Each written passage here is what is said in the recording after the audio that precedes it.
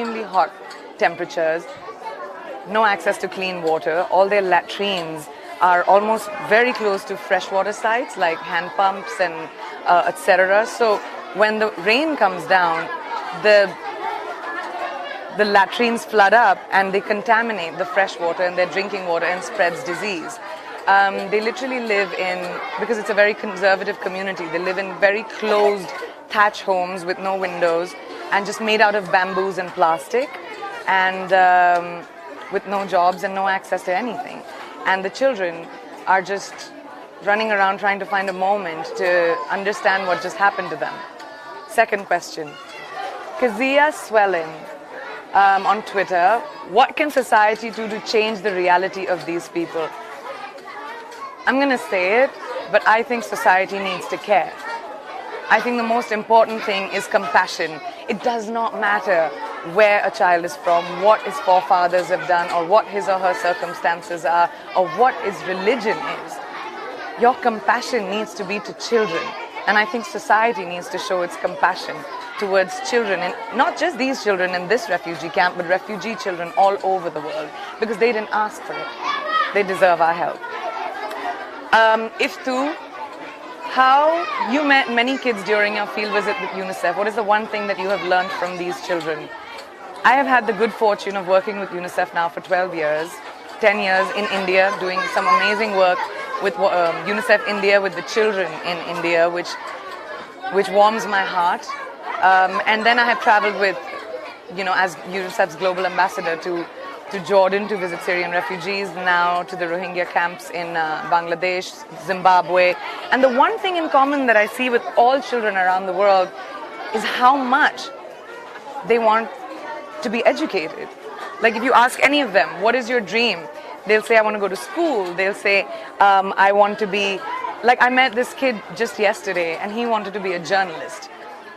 And this is in these camps where these children have never had an idea of a future, but now these children are actually getting access to basic education by being in Bangladesh, because the country has opened up its doors so incredibly to so many people, and so some wonderful non-profits and UNICEF have come together to provide basic education to these children.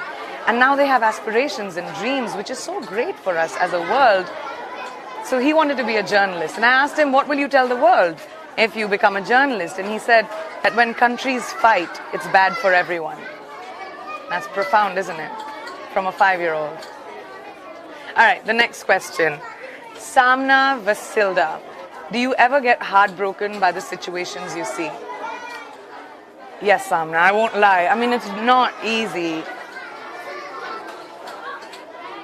It's not easy to see children in circumstances like this and not be able to do much. I mean, I get a lot of people saying, why don't you adopt a whole class of children and bring them back to your home? Or why don't you do that? Or why don't you do this?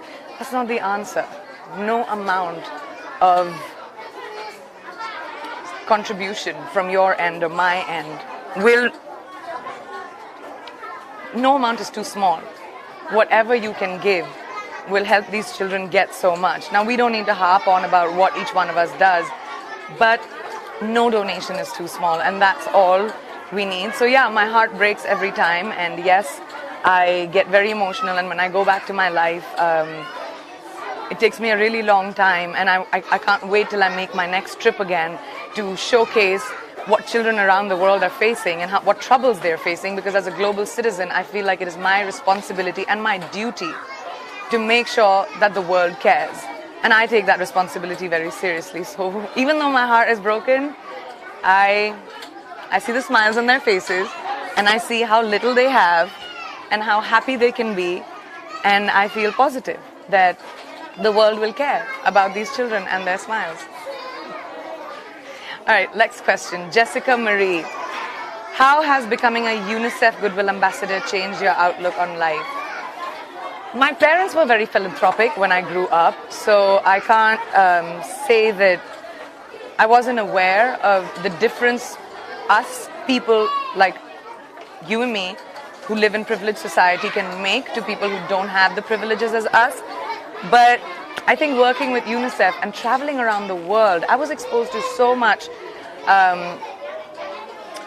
poverty, sorrow, lack of education in my country itself. And when I worked with UNICEF and a lot of other NGOs earlier, and now even, you know, I got to see how much we can do in terms of our contribution. And then I started traveling with UNICEF as their global ambassador all over the world. And the world matters to me. I care about the world because we have just one. So the outlook on my life has changed, that children all over the world matter. Whether it is my own country, India, whether it is in the country I live in, which is the US, or any of the countries that I travel in, children matter. And your compassion towards children matter, not their circumstances. So that's the outlook that's changed for me. Oh, hello, Henrietta, UNICEF Executive Director, Henrietta 4. We're very excited, thank you. What is the greatest need you see amongst these Rohingya children? That's a really difficult question because I think their need is for everything that children require to grow up. Their basic need for food, clean water, sanitation, education, clothes, shelter, just every single thing that you would need from a child, for a child to grow up adequately and not have a stunted growth, is what these children need.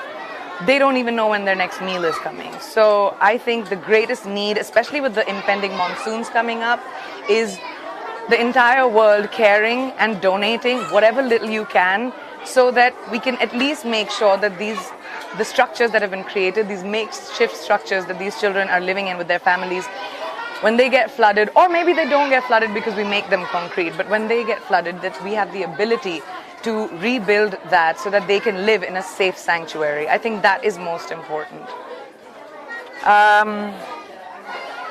Pooja Gupta, how do you control your emotions when you see the struggle of these children? Because my emotions are not as important, Pooja, as what they are going through. I may feel sad. I feel sad when I'm talking to you about it right now. But they don't deserve to see that because they've seen horror and carnage and a life that you and I probably could never imagine. And just hearing their stories, like yesterday, a 16-year-old girl told me a story about how she was pulled out of her hut after her sisters were raped and threatened at knife point, and she fought back, she clawed people, and then she was let go because she fought back. And I asked her, I said, what gave you so much strength? And she said, if you're born, you will die. And I'm not scared to die today, but I will not let someone take away my dignity. That inspired me and moved me. But to see the strength of these children, I'm nothing. I'm just a means to an end. I am just someone who's trying to show the world and give access to the world and show them what these kids need. I'm just the means to an end. Romaine Thomas from Canada, what brought you into this role and what's the impact you can bring? So Romaine, that's a really interesting question. What brought me into the world was I became a public person when I was 17 years old. And I realized that having a platform where people listen to me can probably be one of my greatest strengths. And I decided to use that platform to amplify the voice of people who might not have access to that voice, or amplify the needs of people that may not have the ability to reach out to you or anybody else in the world. And that's how I decided to use everything that has been given to me. Like I said, I'm just a voice. I'm just a means to an end. I'm just trying to highlight the needs of people and children, especially around the world. And I think the impact I'm trying to bring is to make the world a more compassionate place, and not to think about what a child is coming from, or what his history or her history is, what the circumstances are, what his parents have done, or where he comes from. I think the most important thing is to just think of a child as a child. And the world needs to have that compassion. We cannot divide children with religion and culture and country and creed. We have to see children as children. So that's the impact I hope I can have. Kitan Smith, how do you go home feeling? Do you go home feeling you did enough? Never. I go home feeling like I tried, but every time I go home, it takes me about 2-3 days to sort of recover a little bit. And then I'm on the phone with UNICEF again saying, where are you taking me next? where can I go? Where can I help? Where do you need me? And I'm ready to go. I think that's the feeling I take home. Is most of the kids that I meet and I share my time with, they keep a very special place in my heart, and they've really changed me. Simon from London, what do the children do in the camps? That's such a good question, Simon. Kids come and spend time for about 2 hours or so in these child-friendly spaces. Otherwise, they're usually at home. They do a lot of chores, especially the girls, and the boys sort of run around, help their family in the little shops that they have, in the markets that they've created, to maybe try and help their parents or their fathers to earn. But mostly the kids don't really have access to anything. And even the learning centers that the UNICEF has provided, because of lack of space, these kids don't even have, they're up to capacity. They can't even fit all the other children. I mean, right now, and there are like 2 teachers teaching about 200 children at the same time. And that is like a dire need. And also the education that these kids get is not formal education. They get basic education in Burmese, English, and math. And that's not going to make them ready to have jobs and careers, which most of them aspire to have now. So the access to education and a curriculum is extremely critical for these children. Natasha from India, what about the monsoon? What will happen? So that's a really good question, Natasha. Like this morning, I know it was raining, and when I woke up and I looked outside the window and it was rain. And the first thought that came into my head, because I've spent 4 days in these camps, was what's going to happen to this? What's going to happen when it rains? What's going to happen to like all of this? I can shake it with my own hand. And this is not like, I'm not even, this is what happens if torrential rain comes down. They have cyclones here. And these camps, you have to know, are built on hills which were deforested. So there's dangers of landslide, mudslides, and these houses being caught in that, and people being caught in that. Monsoon season's coming up. So that is why it is so important right now for you all to get involved and donate and help us reinforce these structures. Melissa, this motivates me.